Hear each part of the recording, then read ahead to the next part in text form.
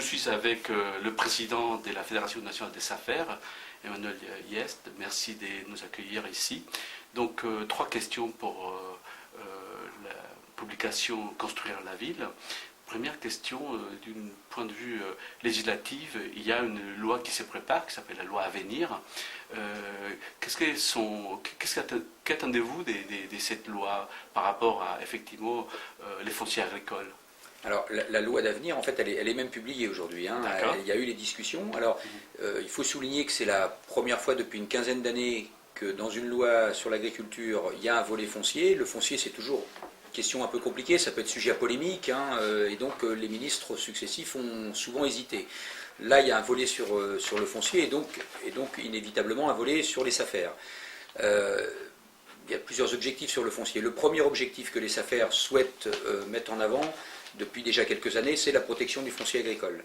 Avant de savoir l'utilisation qu'on peut en faire après, c'est déjà l'importance de protéger ce foncier agricole, qui est un enjeu bien au-delà du corporatisme agricole. C'est un enjeu d'intérêt général, puisqu'il en va de la souveraineté alimentaire d'un pays, et notamment de la France aujourd'hui, puisqu'on fait disparaître, on gaspille une partie de ce foncier agricole qui est le patrimoine commun tous les ans, et donc aujourd'hui il faut impérativement arriver à ce que, comme dans d'autres pays autour de nous dans l'Union européenne et même au-delà, on essaye de construire au maximum la ville sur la ville pour éviter de consommer des terres agricoles qui demain nous permettront d'alimenter nos populations, mais aussi les populations mondiales. Et donc cette loi, ça vous satisfait finalement? Alors, justement, le fait qu'on peut souligner que pour la première fois, dans les discussions, de façon transcourante, donc que ce soit la majorité ou l'opposition, les débats ont été très positifs sur les discussions autour du foncier et donc le rôle des SAFER. Les SAFER ont été renforcés dans leur mission.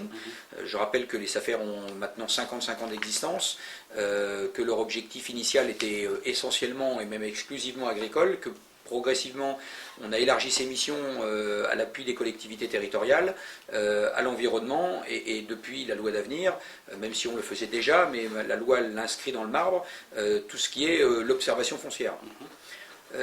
Donc les SAFER sont renforcés. Il y a comme objectif, pourquoi on a renforcé, c'est parce qu'une partie des missions ne pouvait plus se faire parce qu'il n'y avait plus de transparence du marché, même s'il reste un point important où il y a une faille dans cette transparence, c'est toutes les transmissions qui se font sous forme de parts sociales. La loi oblige depuis 60 et 62 à ce que toute déclaration d'intention d'aliéner, donc toute promesse de vente, soit notifiée par les notaires aux SAFER, et une fois que ces promesses de vente ont été notifiées, on les regarde, et si dans la majorité des cas elles ne posent pas de problème, on les renvoie avec un avis positif, et si on n'est pas dans le cadre de la politique publique qui est souhaitée, donc favoriser l'installation des jeunes agriculteurs ou protéger ce foncier agricole, entre autres, les SAFER peuvent intervenir avec le droit de préemption. Néanmoins, on peut souligner qu'aujourd'hui, plus de 90% des opérations qui se font par les SAFER en France le sont à l'amiable. Ça veut dire qu'on est dans une relation de confiance avec un propriétaire qui vend à la SAFER, qui elle-même va ensuite rétrocéder majoritairement à un jeune agriculteur ou pour conforter des exploitations qui sont plutôt petites, pour installer des gens dans tout modèle d'agriculture. Il n'y a pas de modèle particulier dans les SAFER, on peut aller de la petite exploitation individuelle à l'exploitation sociétaire, un modèle d'agriculture biologique à un modèle d'élevage plus intensif, il n'y a pas de modèle. Et donc on est assez satisfait que le rôle des SAFER ait été renforcé, notamment quelque chose qui vise à pouvoir intervenir sur des terrains qui, et c'est important en zone périurbaine, notamment dans toute la zone Île-de-France par exemple, où des terrains aujourd'hui qui n'avaient plus l'utilisation agricole parce que leurs propriétaires imaginaient que leur terrain allait peut-être un jour devenir autre chose qu'un terrain agricole, il suffisait qu'il n'y ait plus cet usage agricole et la SAFER ne pouvait pas intervenir. Dans la loi, on considère qu'un terrain qui a une vocation agricole, la SAFER peut intervenir dessus. Et ça, c'est quelque chose d'important, qui a un rôle, bien évidemment, pour l'agriculture, mais aussi on va dire, un rôle de sécurité publique, puisque souvent, c'était des terrains où ils se mettaient des cabanes dessus, des choses comme ça, et on avait des vraies difficultés, à la fois pour les villes, et derrière pour l'exploitation agricole. Donc, même si ce n'est pas inscrit dans les PLU que c'est une terrain qui est susceptible d'être modifié. Alors, Au moment où que vous pensez qu'il y a une vocation agricole, c'est possible d'avoir l'agisement des tout SAFER. à fait. Du moment qu'elle a la vocation agricole, si elle est inscrite par contre dans un document d'urbanisme avec un zonage qui n'est pas N ou A, Oui, on ne peut pas intervenir. ouais, Les d'accord. SAFER n'intervenant que dans ces zones naturelles et agricoles. Dès qu'une municipalité a choisi un classement de son terrain à urbaniser même dans le futur, les SAFER n'ont plus le droit de préemption. D'accord. Donc il est bien, c'est là aussi à noter que quand il y a des changements de destination de terrain, même s'il y a un vendeur, c'est d'abord parce que la collectivité a classé son terrain, a changé de destination que ça peut se faire. Et donc, Vous ne pensez pas qu'une des réflexions qui va venir dans les années à venir, c'est de reconquérir ces terrains qui étaient, entre guillemets, à vocation urbaine? Je m'exprime clairement. Imaginons qu'un jour, la plaine des Triels, qui était largement polluée, à un moment donné, pour des raisons historiques, épandage, etc., 600 hectares, on peut la faire à nouveau, on peut l'utiliser à des fins agricoles, mais en utilisant des techniques nouvelles, style... on est en recherche d'ores et déjà aujourd'hui avec un certain nombre d'intervenants pour que ces zones, alors soit elles auront une vocation agricole alimentaire, si c'est possible, mais elles peuvent avoir aussi une vocation agricole de production de biomasse pour l'énergie ou autre, et qui dans un temps futur permettra de nouveau de faire de l'alimentaire. Mais l'objectif est que l'ensemble des territoires qui ont une vocation à produire soient des terrains exploités. C'est le rôle que nous a assigné dans la loi d'avenir le ministre de l'Agriculture et sur lesquels je partage parfaitement. Dans un pays comme le nôtre, les zones forestières doivent produire du bois, les zones agricoles doivent produire de l'alimentaire ou de la biomasse pour l'énergie ou autre. Il n'est pas question de s'imaginer que des terrains de façon importante puissent être des zones entre guillemets grises sur lesquelles finalement on ne produise rien. On n'a plus les moyens de se permettre ça aujourd'hui. D'accord, c'est du gaspillage pour vous. C'est du gaspillage. De la même façon qu'on gaspille quand on utilise à mauvais escient pour le changement de destination, des zones qui sont improductives, c'est du gaspillage. Et je pense qu'aujourd'hui, on n'a pas les moyens, on sait qu'on est dans une période de crise économique, et donc on a intérêt à ce que tous les espaces aient une vocation productive, avec éventuellement des cahiers des charges ou autres qui permettent, parce que la production ne veut pas dire qu'on fait n'importe quoi. Si c'est des zones où il y a un enjeu environnemental, on applique, et les SAFER peuvent le faire, avec notre cahier des charges, des contraintes d'exploitation qui permettent à la fois de produire et de respecter l'environnement. Deuxième question, donc chaque année vous avez un rapport annuel des fonciers rural agricoles. Alors, tu baignes je ne dirais pas ça. Alors, le foncier agricole, depuis on va dire, la crise de 2008, oui, oui. Les gens ont redécouvert que l'agriculture était certainement une valeur économique sûre. Et donc à ce titre-là, de nombreux intervenants, de nouveau, s'intéressent au foncier agricole. Alors ça a des effets tout à fait positifs, ça peut avoir des effets pervers, je m'explique. Les effets positifs, c'est qu'en France, on est majoritairement en exploitation agricole sous forme de fermage.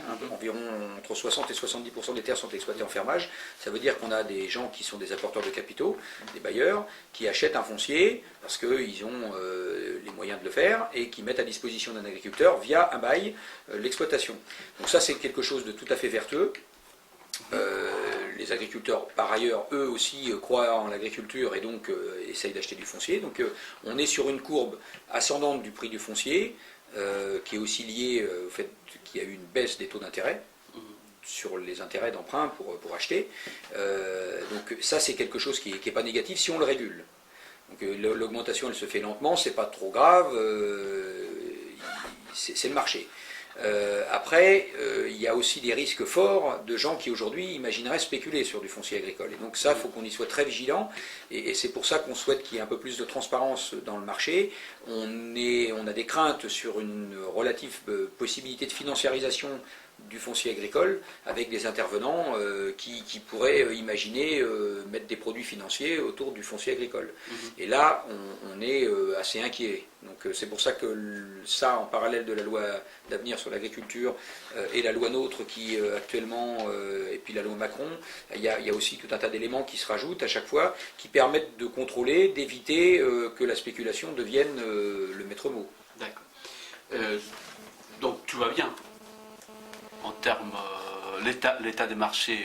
Il n'y a pas des sources d'inquiétude comme c'était le cas à un moment donné. Un exemple clé, on revient toujours sur un indicateur que vous connaissez bien, c'est les nombres d'hectares qui sont superficialisés. Donc ça veut dire pris pour un usage autre que l'agriculture. Ça c'est quelque part. Alors ça a baissé, c'est quelque chose de positif.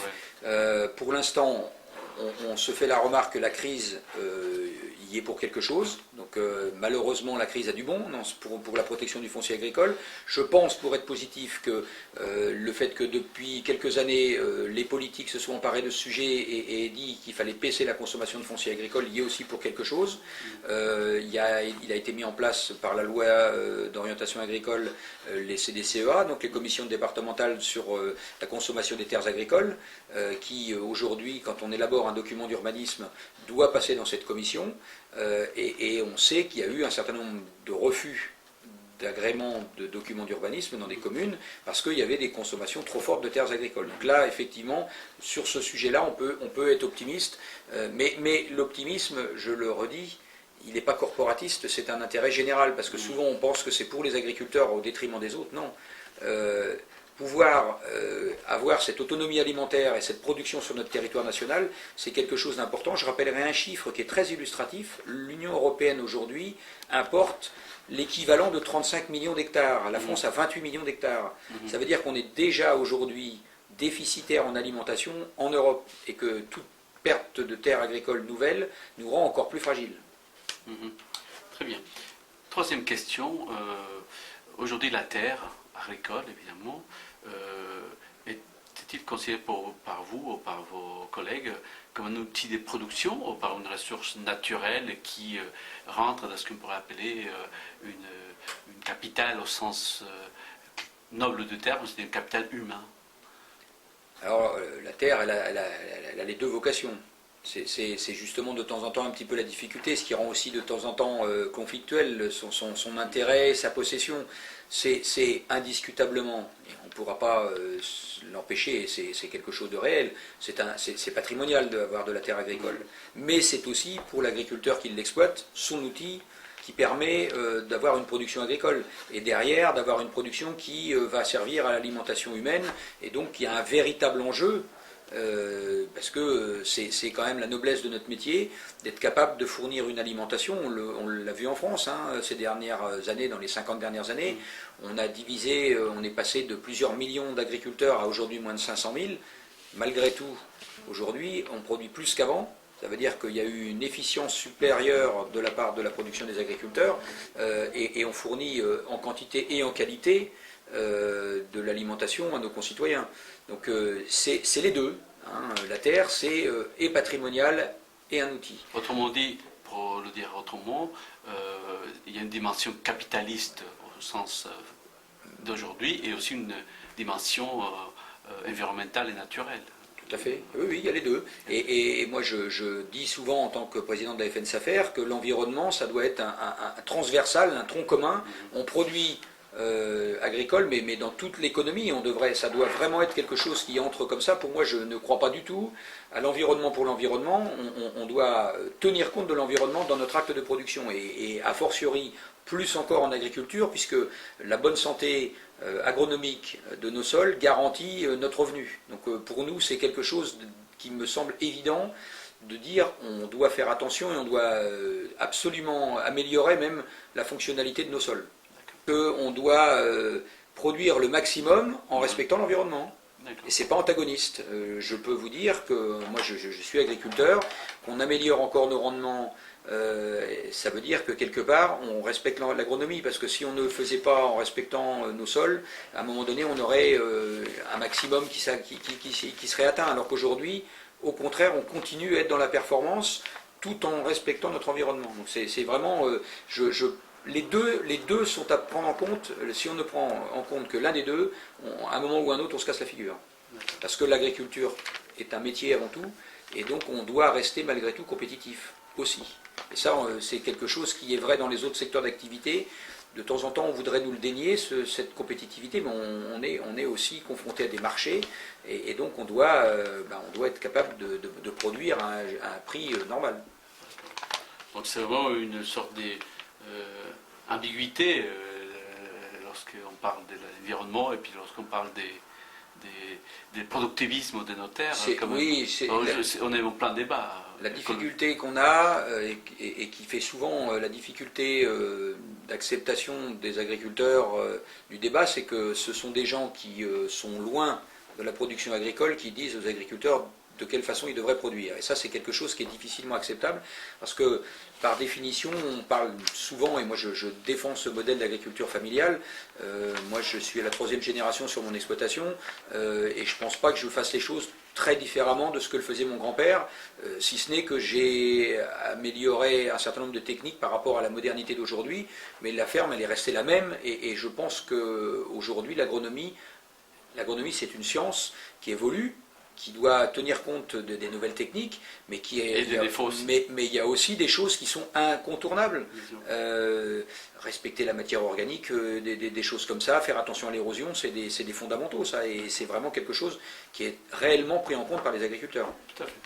Troisième et dernière question, lorsqu'on parle des réformes territoriales, est-ce qu'aujourd'hui vous êtes quelque part atterré par les débats qui ont eu lieu autour de Grand Paris, notamment pour l'agriculture de la 3e couronne, ou vous pensez que c'est quelque chose qui, ça va, ça vient, ça vous laisse indifférent? Ah non, ça ne nous laisse pas indifférents. Tout ce qui touche au foncier, bien évidemment, nous concerne en tant qu'agriculteurs, mais encore plus en tant que responsable de la FNSAFER. Je pense que sur le foncier, il faut des visions à long terme, il faut anticiper, il faut se projeter dans l'avenir et définir de façon le plus durable possible, au sens définitif durable, sur des projets, et essayer de s'y tenir. Parce qu'on sait tous que pour qu'il continue à y avoir un développement agricole, et c'est ce qui est souhaité aussi par nos concitoyens dans la périphérie des villes, il faut que les agriculteurs aient de la perspective. Et que quand on sait qu'on a un risque, qu'il y ait un nouveau projet qui arrive et qui vous enlève votre outil de travail, ben vous n'investissez plus. Et donc ça, c'est une vraie difficulté en zone périphérie de toutes les zones urbaines. Il faut qu'on puisse classer, moi je milite pour ça depuis des années, je pense que l'agriculture n'a rien à perdre à ce que définitivement on classe les zones agricoles en zones agricoles protégées, comme on a protégé le territoire forestier français. Il y a une étude qui a été faite par la FNSAFER il y a quelques années sur le changement de destination et la plus-value liée à ce changement de destination, qui est très important, puisqu'on passe souvent d'une valeur 1 à une valeur 100, voire plus, quand on change de destination. 6% seulement de cet argent revient à l'agriculteur. Ça veut dire que l'agriculteur n'a rien à gagner à ce qu'il y ait un changement de destination, au contraire.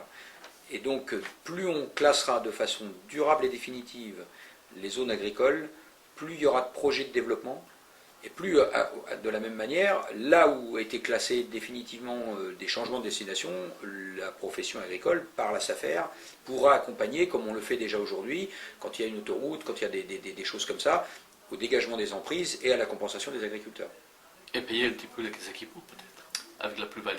Et donc, alors ça c'est un problème politique. Par contre, ce que nous mettons en avant depuis un petit moment, c'est, on a parlé de la compensation environnementale, nous aujourd'hui on veut aussi absolument parler de la compensation agricole, c'est-à-dire que quand un hectare de terre disparaît par le changement de destination, l'agriculteur exploitant est indemnisé, le propriétaire est payé de son terrain, sauf que collectivement l'agriculture a perdu un potentiel de production, et quand vous avez mis en place des outils économiques, un abattoir, une coopérative ou autre, tout ce qui est conseil autour, vous n'avez plus ces hectares, et donc on demande à ce qu'il y ait une compensation agricole qui permette de développer une nouvelle valeur ajoutée sur les hectares restants. Ça a une double vocation pour moi, c'est que ça va surenchérir le foncier, et qu'on sait tous que si le foncier est plus cher, on va le dépenser avec parcimonie, et puis ça va donner à l'agriculture un mode de développement vertical, donc faire de la valeur ajoutée sur les terres restantes.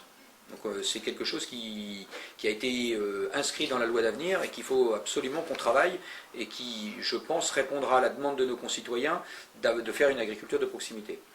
Merci pour ces propos et j'espère à la prochaine fois. Il y a tellement de sujets qu'on pourrait évoquer ensemble. Écoutez, à votre disposition.